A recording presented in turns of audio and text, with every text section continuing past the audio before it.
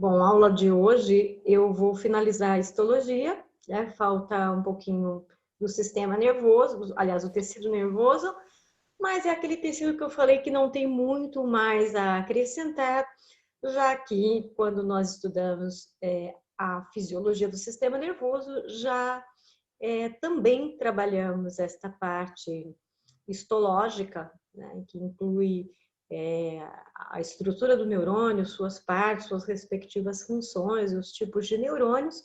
Então, esse conteúdo já foi, na verdade, trabalhado lá no sistema, no estudo do sistema nervoso. Então, aqui é mais uma breve recordação e passamos, então, em seguida, a resolução dos exercícios, que aí temos vários, né, para fazer, porque afinal foram 2 aulas estudando tecidos, né? Então tem todas as modalidades de tecido aqui para a gente fazer exercício e finalizar esse conteúdo. Bom, esse assunto ele corresponde à frente B. Então, finalizado essa parte, eu vou passar para a frente C, né, onde a gente retoma o assunto de fisiologia humana, né, tendo já trabalhado em fisiologia humana os 2 principais sistemas, que são os de controle, o nervoso e o endócrino. Agora a gente vai para os outros sistemas que vocês vão ver que vão ser um pouco mais tranquilos de estudar. E o primeiro deles é o sistema locomotor, que inclui o sistema esquelético e muscular, né? Então, tendo estudado a histologia dos tecidos, praticamente não há muito o que acrescentar em termos de fisiologia. Então, a gente já ganha um bom tempo aí em termos de conteúdo, tá bom? Então, vamos lá. Primeiramente, vou compartilhar aqui com vocês o Planeta Bio. Ele só não está aqui disponível. Deixa eu colocar a tela dele aqui. Para brevemente recapitular o conteúdo de tecido nervoso, tá? Então, aqui a gente já estudou as partes fundamentais do neurônio, dendrito, corpo celular e axônio, dendritos que recebem, né, o corpo celular que interpreta a informação, o axônio que transmite para um próximo neurônio. Mas se é um tecido, existem aí várias células envolvidas, não apenas o neurônio. Deixa eu dar ênfase no neurônio, que é a principal. As demais têm seus nomes específicos, mas nós costumamos reuni-las todas, né, na categoria células da glia, dizemos que são aquelas que vão dar suporte ao neurônio, seja sustentando, seja protegendo, seja renovando a bainha de mielina, tá certo? Então, são células, digamos, acessórias do processo, né? Então, aqui nós já entendemos como é que se dá a transmissão do impulso nervoso, né? O que a gente poderia aqui, dentro de tecido nervoso, explorar um pouco mais? Já falei dessa questão aqui do polarizado, despolarizado, né?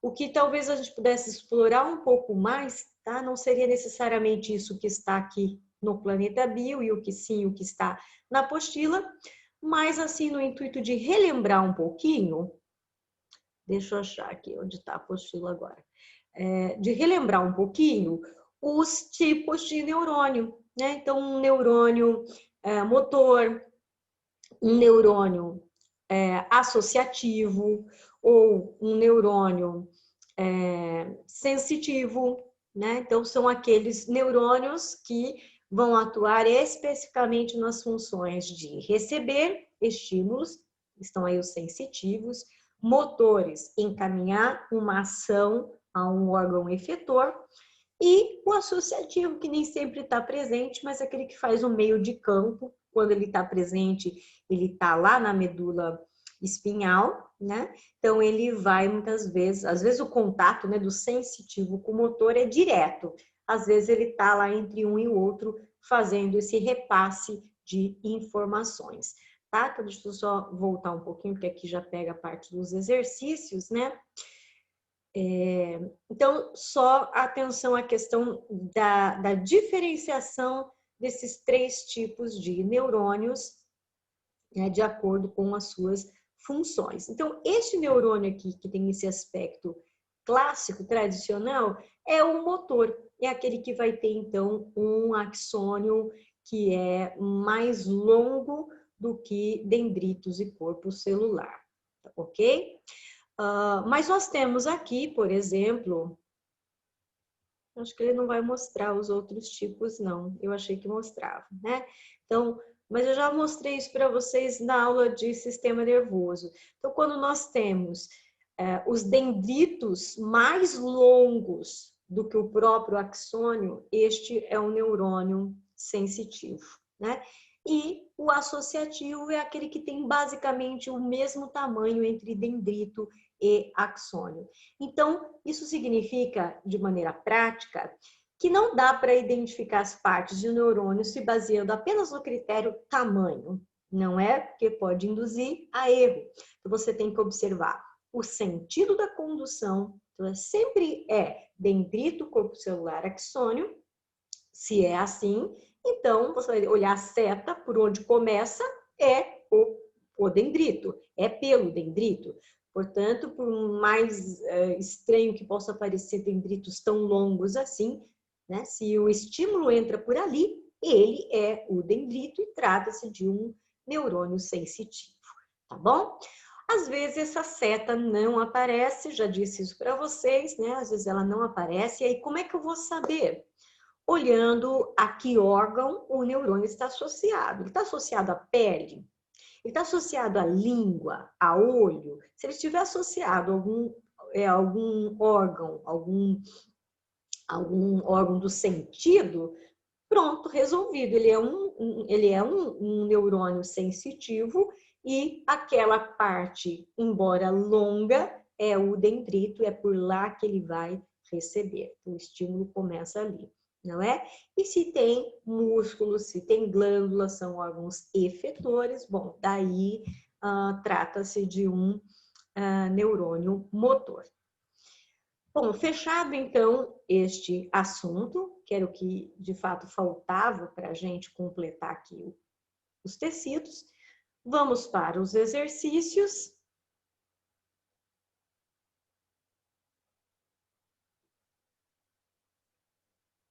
Então, na primeira aula aqui, nós temos os primeiros grupos de tecidos, que são os tecidos epiteliais. A figura abaixo esquematiza um fragmento de tecido epitelial. E a primeira pergunta é: o que caracteriza este tipo de tecido? Como é que você, olhando para ele, o que ele tem, o que ele mostra para você que te leva a crer que de fato é um epitelial? Quais são as características? Por nesse caso ele está sendo unicelular, talvez? Ou não? Não, unicelular se tivesse uma célula só, né? Não é o caso aqui. Então seria unistratificado, uma camada só. Só que não daria para dizer isso, por quê? Porque nós temos epitélio, esse é na verdade o pseudoestratificado, porque ele é uma camada só, tá certo? Só que de tamanhos diferentes. A questão é que eu não posso definir o epitélio, é o epitélio porque ele tem uma camada só, porque ele poderia ser pluriestratificado. Então, por que é epitelial? Porque ele tem células justapostas, uma célula bem coladinha na outra. Se tivesse desmossoma aqui, a gente poderia dizer isso, olha, tá vendo? Só a célula epitelial é que tem isso. Bom, ela não tem o desmossoma, mas ela tem outra coisa que também é característica de célula epitelial, né? As células epiteliais podem ter aqui na sua superfície cílios, né? Então é o caso dessa daqui. Mas em termos de identificação de tecido epitelial, de caracterização, é o fato de ter células justapostas, de células umas conectadas às outras. E elas estão também apoiadas sobre a lâmina basal, que é o tecido conjuntivo frouxo, que é esse número 1 aqui, certo? Lembra, tecido epitelial não tem vascularização, não passa sangue lá. Então, ele depende da lâmina basal, que é o tecido conjuntivo frouxo logo abaixo, que é quem vai fazer por difusão a transferência de oxigênio, de nutriente e receber excretas e gás carbônico, tá certo? Então, a lâmina basal é outro aspecto aqui que identifica esta imagem como um tecido epitelial, tá bom? É bem comum essa pergunta dentro de histologia, né? Alguém dá um esquema ou uma imagem mesmo de um tecido e pergunta qual é ele, a partir das características, tá bom? Aquele quer saber o que é 1, 2, 3 e 4. Então, são esses detalhes, né, desse tecido que nós encontramos nesse tecido. Bom, o número 1, já disse aqui, é a lâmina basal. O número 2, o que seria isso? Né? Parece tem uma coisa que está fluindo aí, né? Saindo dessas células mais baixas aqui, fluindo. Esse aqui é o epitélio da mucosa nasal. Então, ele tem esses cílios, mas ele também secreta muco, tá? Então, dá para dizer aqui no número 2 que é muco sendo secretado. Então, é um tecido epitelial de revestimento e de secreção ao mesmo tempo. E o número 3 são os cílios, são aquelas pequenas cerdas internas que vão movimentar esse muco e também atuam aí na filtração do ar. Logo, logo a gente vai estar estudando o sistema respiratório e aí vai fazer muito sentido a gente lembrar dessas características deste epitélio e aplicar isso à compreensão do sistema respiratório, tá bom? Então, esse é o exercício número 1. Deixa-me ver se o 2 está aqui para baixo. Tá. A figura abaixo mostra a gênese, quer dizer, a origem de uma glândula. Então, como nasce uma glândula? Vamos lá. Então, as células aqui do epitélio começam a se aglomerar, então, e se projetar para dentro, né? Essa dobra para dentro chama de invaginação. Forma-se, então, um canal e essas células produzem aí uma substância e liberam aqui na superfície. Acho que a pergunta está mais acima, né? Aqui. A glândula da figura é de que tipo em relação Exócrina. à secreção? Exócrina. Exócrina. E por quê? Que ela faz exatamente ela entra para dentro e joga para fora Isso, a ela substância. elimina o seu produto para fora do corpo ou numa cavidade através de um canal. Então, a glândula exócrina, ela sempre mantém um canal que a comunica com esse meio externo.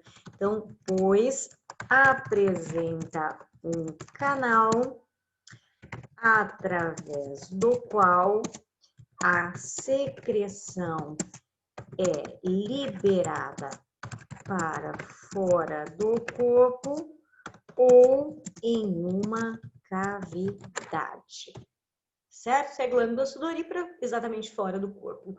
Outras, né, como a glândula salivar, a glândula, que mais? A glândula de secreção de suco gástrico, aí já vão liberar numa cavidade. Perfeito? A glândula de muco libera numa cavidade, que é o nariz, que é a cavidade oral, né? Então, trata-se de uma glândula exócrina. Dê 2 exemplos de glândulas do mesmo tipo. Acabei de falar, né? Poderia ser as glândulas sudoríparas, sebáceas, mamárias,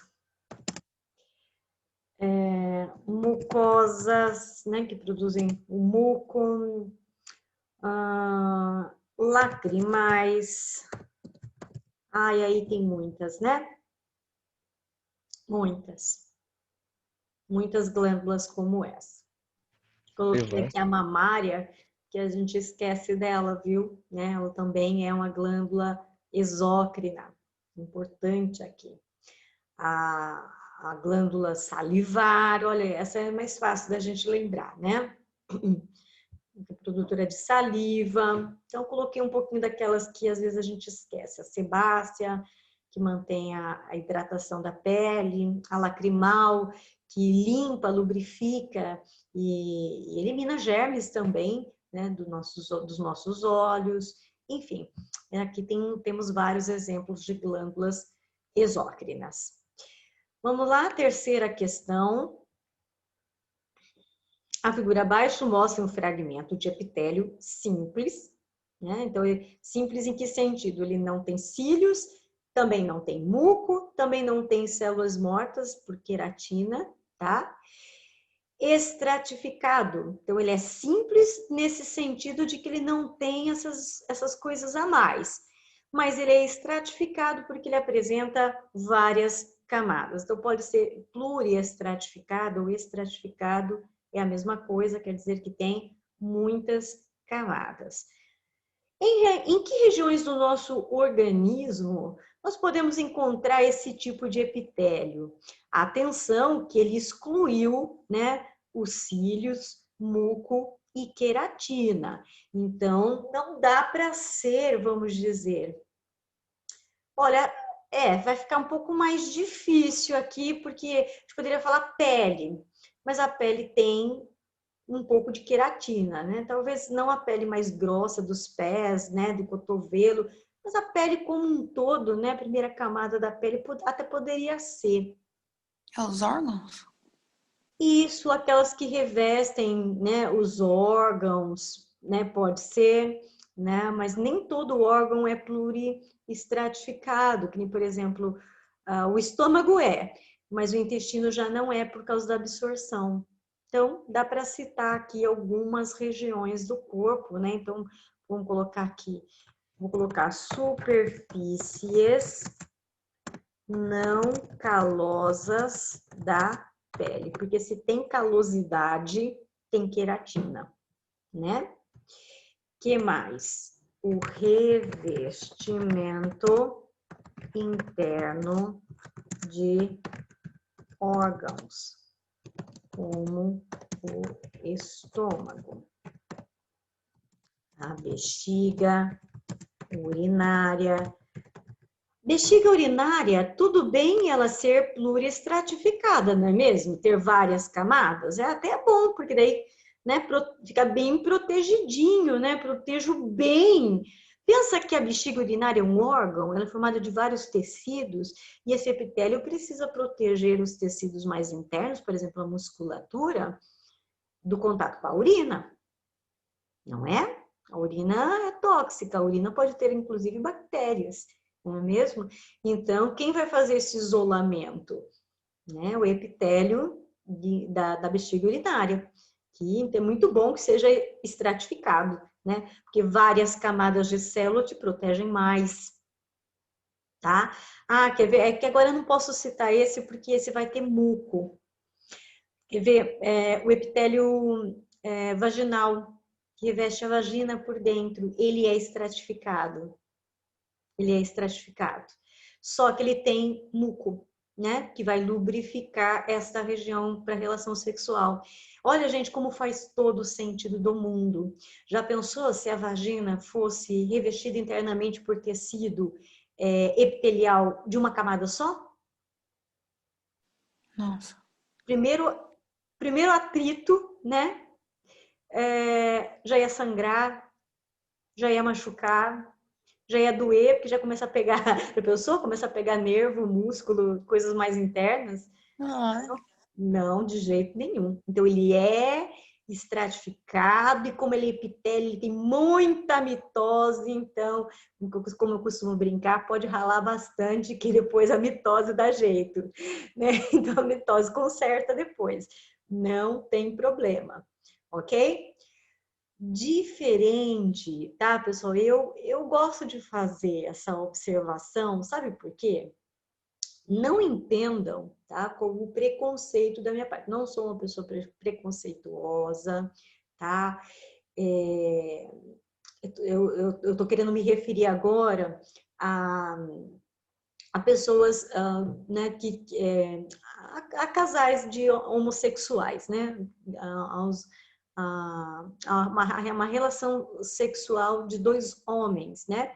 Que a única possibilidade ali neste caso é uma relação sexual anal, né? Vocês sabem disso. Mas o que talvez vocês não saibam, e talvez até quem, né, quem tem esse tipo de relação, às vezes não sabe. Olha só, né? Porque eu acho que a informação, ela é importantíssima, todo mundo tem que saber, porque cada um tem a liberdade de fazer as suas escolhas, mas toda escolha tem consequência, né? E a gente tem que saber, né, as consequências, se são boas ou ruins, para a gente saber o que a gente quer para a gente. Então, a região anal, o ânus, ele faz parte do sistema digestório, né? Aliás, é um prolongamento do intestino. Então, ele tem internamente um revestimento de epitélio? Sim, tem. Só que, como todo intestino, o epitélio é uniestratificado. Tem uma camada só? Tem uma camada só, porque epitélio intestinal tem o propósito de absorver. E se tem propósito de absorver, o que tem logo embaixo? Vaso sanguíneo. Vocês estão conseguindo me entender onde eu quero chegar? Então, atrito nesta região, tá? Favorece sangramento, favorece exposição de vasos sanguíneos ao conteúdo desta área. E qual é o conteúdo desta área? Fezes, que tem muito micróbio. Tanto é verdade que os médicos, qualquer tipo de procedimento, seja mesmo, não precisa nem ser uma cirurgia, pode ser um exame, que ele vai fazer nessa região anal, ele pede para um dia antes você tomar laxante, você tem que limpar todo o teu intestino, não pode ter nada de fezes, você vai em jejum, você não come nada e você libera tudo, limpa tudo, porque ele não vai se arriscar a mexer nessa região e de repente atritar, né, com um aparelho que ele introduzir para fazer algum exame e machucar remover essa única camada de células e expor você ao conteúdo fecal direto na tua corrente sanguínea, tá? Mas quem tem relação anal, é isso que acontece. Ah, mas e se usa preservativo? Tá, não resolve, porque continua tendo atrito, continua tendo infecção, e é por essa razão, né, muito pouca gente sabe disso, né? Todo,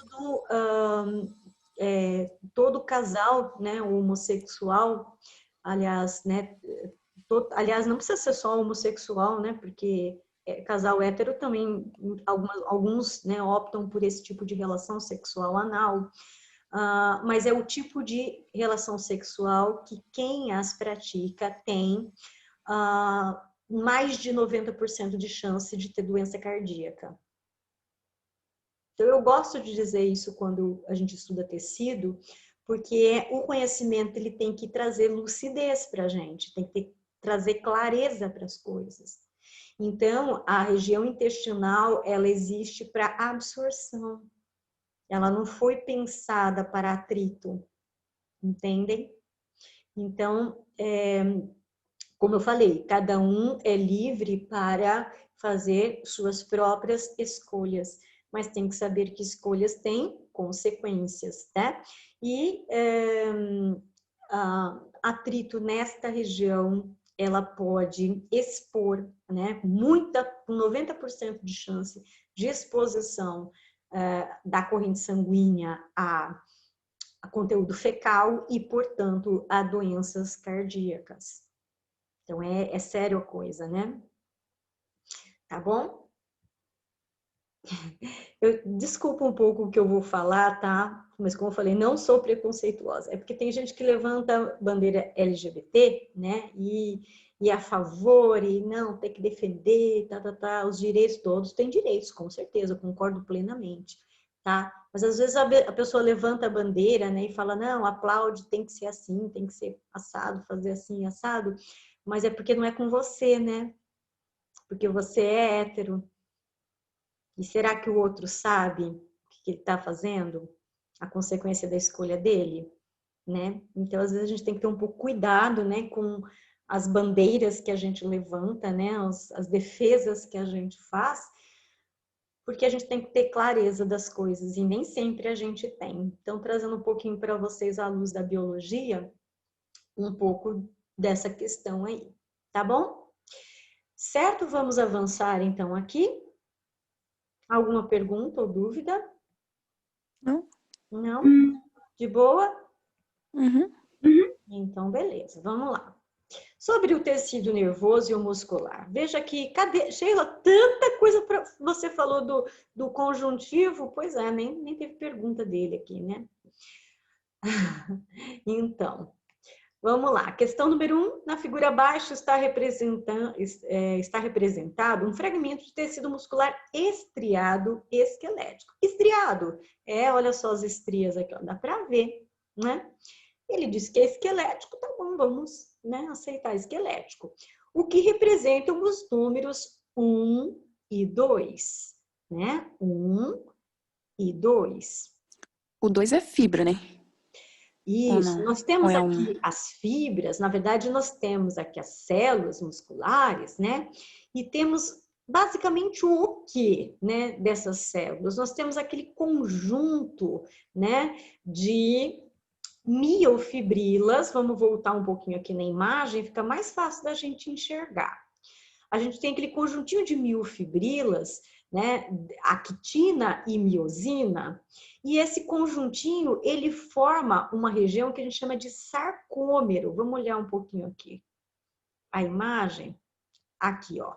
Então, esse conjuntinho aqui, ó, é um sarcômero, né? Então, todo aquele trechinho do 2, ele tá mostrando isso aqui, ó, o sarcômero, esse conjuntinho aqui. E o outro que ele destaca em roxinho é a fibra mais lateral aqui, no caso seria esta aqui, olha, que seria a actina. Deixa eu ver se tem alguma outra imagem que se parece melhor com aquela da figura do exercício. Não, não tem. Uma pena.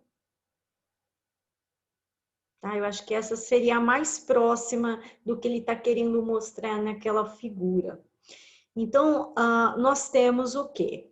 Tá? Então, nós temos aqui a fibra muscular, né? Que é a célula muscular, tudo isso é célula muscular, mas o 1 está particularmente apontando para a actina, essa estrutura lateral. E aqui para o sarcômero, que é esse conjuntinho aqui dentro.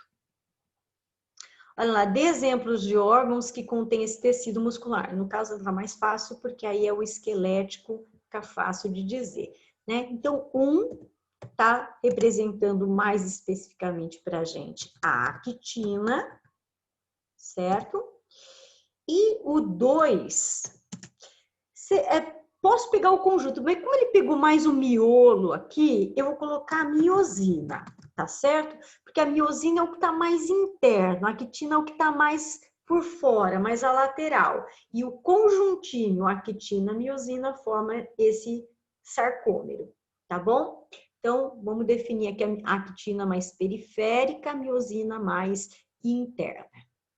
Exemplos de órgãos que contenham musculatura esquelética. Não precisa decorar. É só lembrar o quê? Bom, se ela é uma musculatura esquelética, primeiro, ela tem que estar associada com o osso. Então, já tem vários que já vão excluir. Vou excluir o coração. Ah, mas ele está na cavidade torácica. Não, mas ele não está ligado, conectado, dependente de movimento de osso. Não, nada a ver. Agora, outra característica mais fácil de reconhecer. O tecido muscular esquelético é o único que tem movimentação voluntária. Então, é só você pensar. Mais que isso, na dúvida, você faz aí uns movimentos e já consegue identificar onde é que essa musculatura está. É aquela que te obedece, né? Então, nós podemos dizer aqui, olha, ela está nos braços, nas pernas, então nos membros, né? Ela é a que está na língua, porque a língua me obedece, é movimento voluntário. É aquela que move os meus olhos lado a lado, é aquela que move a minha cabeça. Todos os movimentos que eu faço, que são voluntários, estão diretamente relacionados à musculatura esquelética. Não precisa decorar, não, só você pensar, tá certo? Vamos lá para o próximo exercício, exercício número 2. O esquema abaixo representa um fragmento de tecido muscular liso, né? A gente vê que não tem as estrias características do estriado, então musculatura lisa. Como que é a contração da musculatura lisa? Involuntária. Involuntária, né? Acabei de dizer que a única contração voluntária é da esquelética. Então, esse tecido tem contração involuntária. Só vamos colocar um complemento, que agora eu já não consigo colocar mais aqui, porque eu saí da caixa de texto. Involuntária e lenta. Só para diferenciar da musculatura cardíaca, que também é involuntária, só que é rápida. Não é? Então, é bom a gente colocar o complemento aqui. Então, essa daqui é involuntária e lenta. Letra B. Tem exemplos de órgãos que contêm esse tecido no nosso organismo. Também não precisa decorar. É só você pensar, onde é que faz movimento no meu corpo que seja mais lento e que seja involuntário, que não me obedeça. Esôfago, intestino. Isso. Se pegar o exemplo do sistema digestório, tem um monte, né? Esôfago, estômago, intestino. Ah, Sheila, não saiu um pouco desse universo aí, sistema digestório, né? Tá bom. Útero, bexiga urinária, né? A bexiga enche devagar.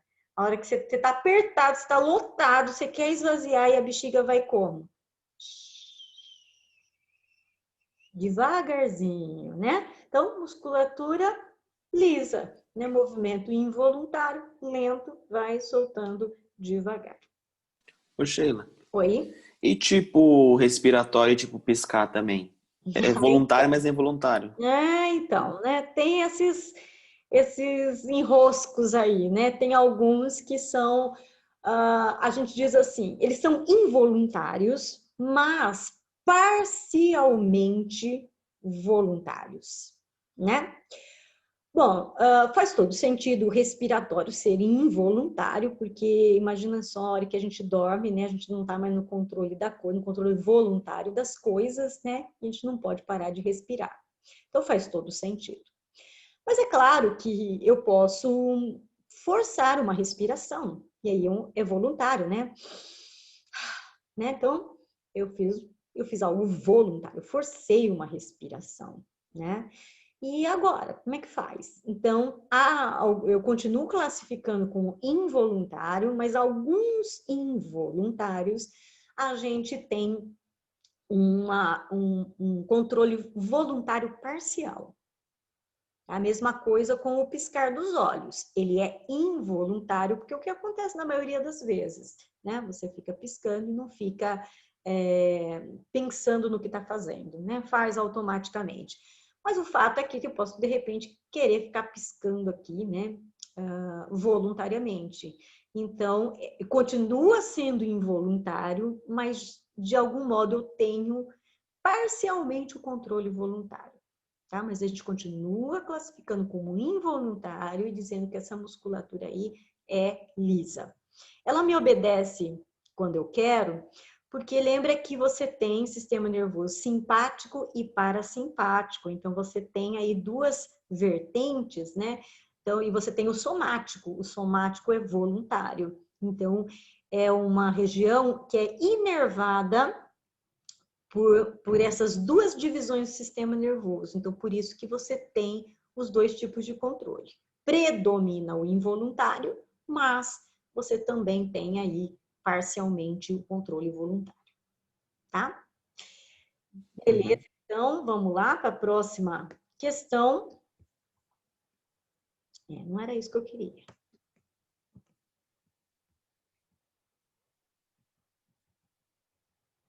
Aqui, questão número 3. Ainda sobre musculatura, nós temos agora a musculatura, o fragmento de músculo cardíaco, né? Olha só. Vamos começar aqui. O que representam os números 1 e 2? O 1 representa o quê? Não tá difícil de saber. Isso aqui é uma célula, não é? Alongada. E 1 seria o núcleo. Tá certo? E o 2 seria o quê? O 2 seria este local onde uma célula se ligou na outra. A gente chama isso de anastomose. Sheila, já pensou eu no vestibular? Tô lá no meio da prova, né? Tensa pra caramba. Ah, Sheila, você me perdoe, mas não vou lembrar de anastomose. Tenha dó, né? Ninguém merece esse nome. Pois é, então nessa hora você escreve assim, junção de uma célula muscular com a outra. Você vai usar muito mais palavras para dizer a mesma coisa, mas você vai dizer, tá? Então, nessa hora explica. Então, se você não acha a palavra, aí agora eu não lembro a palavra, não me vem a palavra. Explica o que você está vendo, tá? Porque você vai acertar também. Então, lembra que o vestibular não prioriza a memorização. Então, se você provar que você sabe do que você está falando, isso é suficiente, tá bom? Acho que a questão 3 é só isso mesmo, né? Números 1 e 2. Deixa eu descer um pouquinho aqui para ver se tem mais alguma coisa, mas como não tem letra A, imagino que é só isso mesmo. Então, vamos lá para a questão 4. Estamos em cima do horário, acho que dá para fazer aqui rapidinho. Os esquemas abaixo representam um neurônio com células anexas, tá? Ele pede inicialmente para a gente dizer qual o sentido da condução, você não precisa nem olhar para a célula, porque o sentido da condução no neurônio é padrão, sempre o mesmo. Qual que é? Dendrito, corpo celular, axônio, sempre assim, né? Sempre. Questão número, a mesma questão, mas letra B. O que indicam os números de 1 a 4? Vamos voltar aqui. De 1 a 4. O 1 é o dendrito, o 2 é a bainha de mielina, o 3 é a célula que vai gerar a bainha de mielina, a célula de Schwann, mas você não precisa dar esse nome. E o 4 é o axônio, que está passando por dentro aqui dessa estrutura. Então, eu vou colocar aqui em cima só para não ter que descer a tela de novo. Então, dendrito, número 1. Número 2, bainha de mielina. 3, célula produtora de mielina,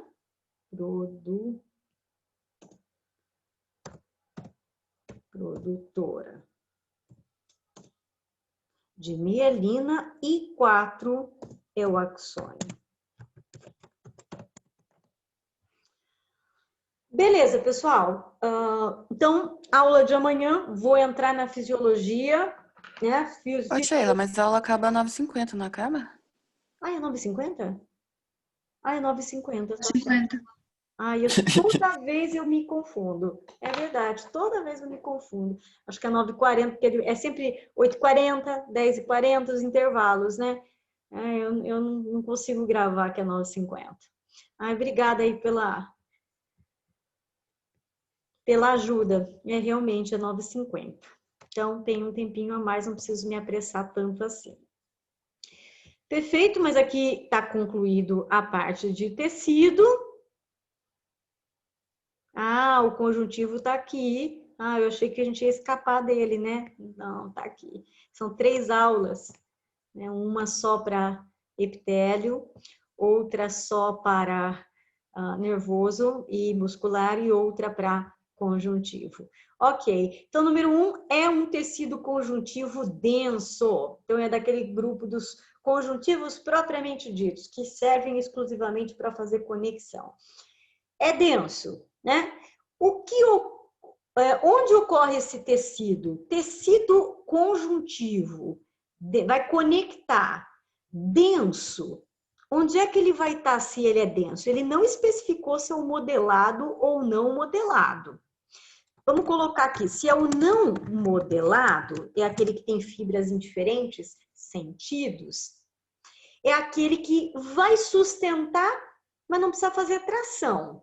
Então, seria, por exemplo, a derme. Sustenta sem tração. Ok? Mas o denso que vai fazer tração é o modelado. Modelado, todas as fibras no mesmo sentido, tá? E eu vou encontrar ele aonde? Nos tendões e ligamentos. Aqui vai ter sustentação e tração. Ele vai ter que aguentar tração. O músculo vai contrair, vai tracionar isso, e é justamente essa tração que vai mover o osso, porque o osso, por si só, não faz movimento, tá? Ele só se move quando ligado a uma musculatura, que no caso é esquelética, porque tem a ver com o osso, né? Mas quem vai dar a tração é o tendão. Joia? E o ligamento para ligar osso no osso. Beleza? Será que essa letra B é do número 1? É sim. É? Ai, que bom. Então não vou mover a tela não, para não fazer bagunça. O que indicam os números 1 e 2 respectivamente? Olha, que será esse número 1, essa bolotinha no meio dessa maçona aí? O núcleo, né? Núcleo, né? Tô falando de células, todo tecido é constituído por células. Então, aqui eu tenho o núcleo. O que seria o 2? Né? São as células, na verdade, são representadas por esses risquinhos aqui, né?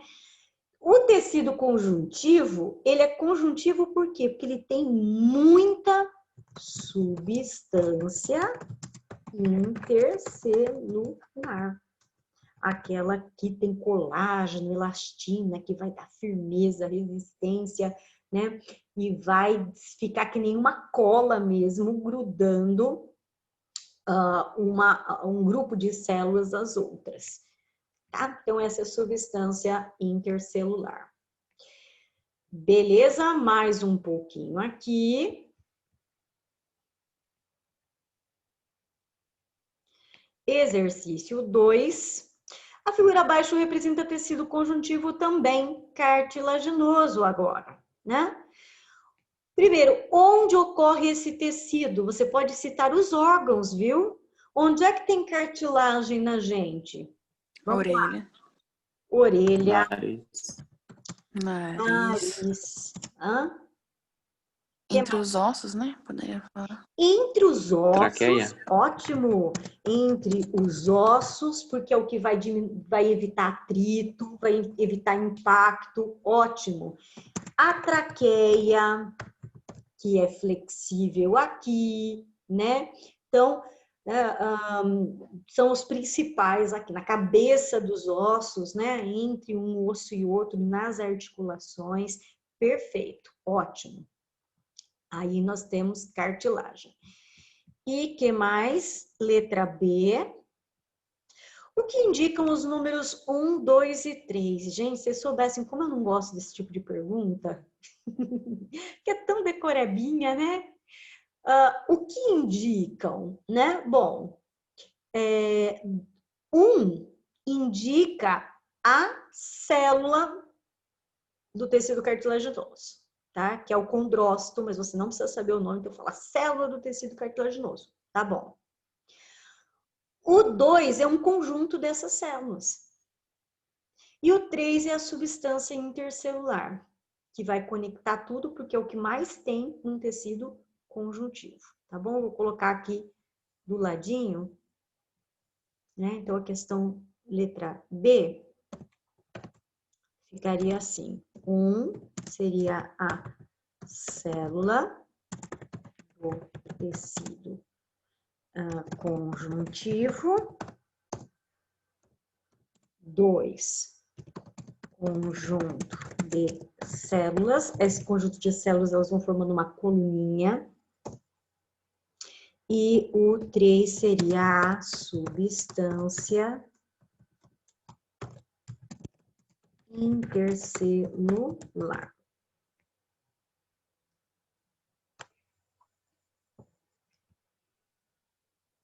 Ok, mais um pouquinho. Exercício 2. Será que é esse aqui? Não. O 2 é esse que eu estou fazendo, não é? É. Então, exercício 3, eu acho que deve ser o último também. A figura representa duas células de tecido conjuntivo ósseo e ele quer saber o que indicam 1, 2, 3 e 4, tá? Mais ou menos nesse esquema. O 1 é a substância intercelular, é o que está em volta de uma célula de outra e conectando, né? 2 é a célula óssea, chama-se osteócito, né? 3 são os prolongamentos dela, tem nome aqui, mas não vem ao caso. E 4 é a substância intercelular, o 1 seria o tecido como um todo, que é onde estas células estão. Então, ficaria assim. Número 1 é o tecido ósseo, que é o todo. 2 seria a célula óssea.